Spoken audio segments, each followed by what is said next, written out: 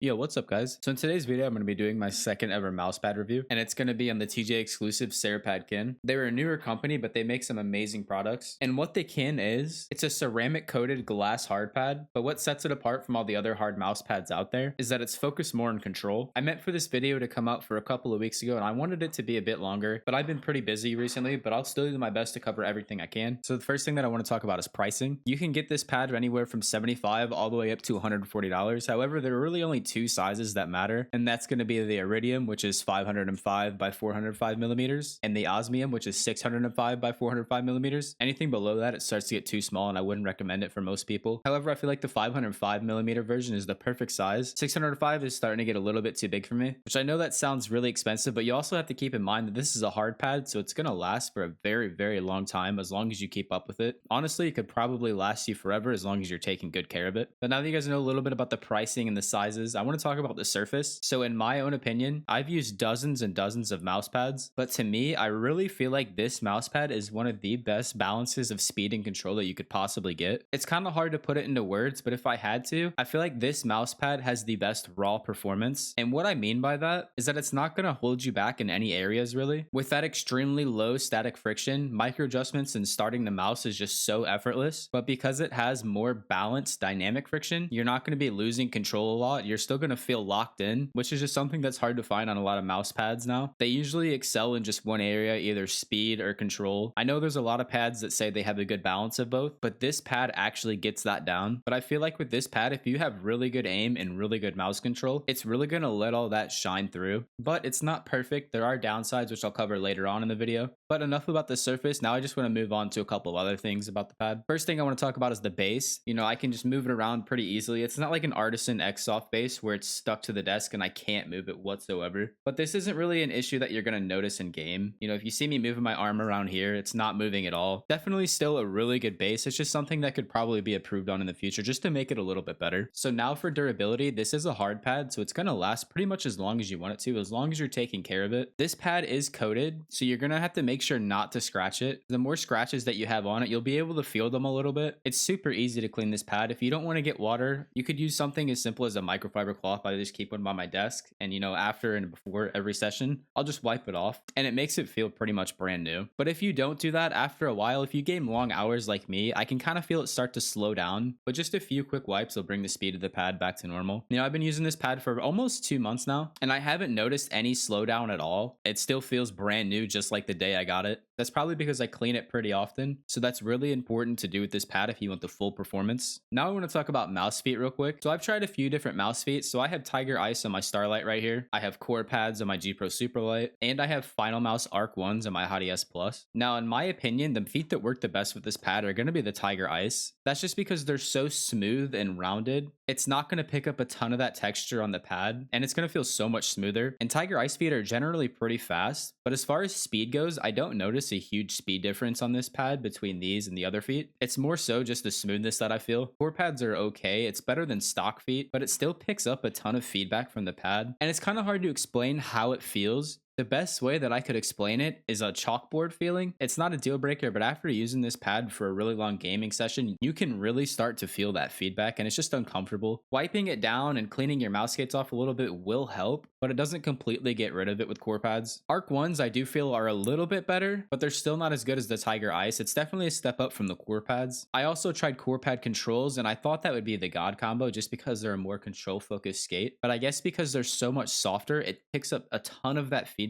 from the pad, and it gets even more of that chalkboardy feeling. So I wouldn't recommend core pad control skates with this. I haven't been able to try Arc 2s, but I really did like Arc 2s on all the other hard pads I tried. But still, Tiger Ice are going to be my top recommendation for this pad. So as far as sleeves go, you don't need one. It is going to help you a lot just because it is a hard pad. It helps on pretty much any hard pad. I can do just fine without it, but as you can see, this pad picks up a lot of moisture. So with long gaming sessions without a sleeve, it's going to pick up a ton of that. It doesn't really affect performance too much, but it might get sticky after a little bit. So I would still recommend to use a sleeve, although it's not 100% necessary. It will improve the experience a fair amount. So now real quick, I just want to compare it to the Sky Pad, which I know is something that a lot of people are probably wondering about. about. I was planning on comparing a few different mouse pads, but I feel like Skypad is going to be the most relevant and the one that most people are wondering about. So for those wondering, I do have a Skypad 3.0. I've used it for a long time. I have tons of hours clocked in on the Skypad, so I feel like I can make a pretty fair comparison. So as far as initial friction goes between this and the Skypad, they're pretty similar. You know, it's just completely effortless, what you would expect with the hard pad. With the Skypad, it's so fast that your mouse can feel kind of floaty and it's easy to lose control sometimes, but you don't get any of that with this pad. Like I said earlier in the review, the dynamic friction on this pad is so much more balanced and controlled, but not to the point of being slow whatsoever, just a lot more controlled compared to the Skypad. And if you guys have tried a Skypad, I'm sure you probably know what I mean by that floaty feeling. It's just because there's no friction whatsoever. Now, by no means do I not like my Skypad. I love my Skypad. I put so many hours into that thing and it's one of my favorite pads. But yeah, it maintains that super easy initial friction just like the Skypad, but the dynamic friction is so much easier to control and is going to be a lot better for most people, I feel like. So now let's just get on to the cons of the pad real quick. So the first con that I've touched on a little bit earlier in the video is that the surface can feel a little bit scratchy if you don't clean it for a while. To put into words, it's sort of like a chalkboard feeling, and this will differ depending on the size of the skates you have, what type of skates, how often you clean it, but still, I hope they can do something about it in future versions just because it makes the pad a little bit more uncomfortable to use compared to something like the Skypad, which is pretty smooth and consistent no matter what. Another thing I want to talk about is how easily this pad attracts moisture and fingerprints. So right now, my hand's not really sweaty at all. I mean, it is a little bit just because I've been holding the mouse around and moving it, but I just want to show you guys real quick what happens.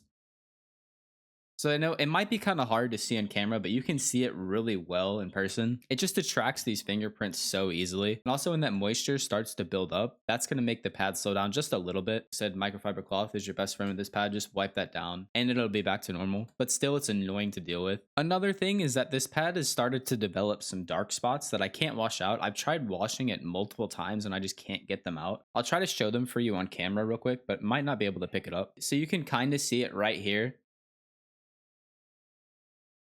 So like right here and all just little spots around it. Hopefully the camera picks it up enough. I've tried washing it several times and I just can't seem to get them out. It's not really a big deal at all. It's just kind of aesthetically unpleasing. So maybe if there's something in the future they can do to fix that, that would be amazing. Another thing that I want to nitpick is that I wish it had rounded edges on the corners. So you can't really tell in the camera, but these edges are pretty sharp. You know, if you drop this thing on you, it might hurt a little bit. Like I said, extremely nitpicky, but I do think that's something that would improve this pad just a little bit. And the last con is that it just doesn't come in any colors at all. This gray is the only color. I think having it in a black option and a white option would be really good. That would just attract so many more people. I know it's probably hard to do because of the coating itself. It would just make this mouse pad so much better. And it might even help out a little bit with the moisture and the fingerprint issue. I don't know. I don't make mouse pads. I'm sure they're trying it or have already tried it. It's just a suggestion. But yeah, that's pretty much going to cover everything for this mouse pad review. To be clear, this was sent out to me for review, but all these thoughts are my own. Like I said, I put it through about 2 months of use just so I could formulate all these opinions on it. I do think that this is one of the best mouse pads of 2022 and probably just the best hard pad overall. Unless you're looking for speed specifically, then you still probably want to go for a Skypad. But all arounder, I think that this is it right here. If you guys are looking to pick one up, I do have an affiliate link down below so it can help you save some money. I really hope you guys enjoyed this. It is my second one ever. So let me know down in the comments below what you guys think of this. If you guys did enjoy it, please do leave a like. But that's going to do it for this video. I really hope you guys enjoyed it and I hope you have a great rest of your day.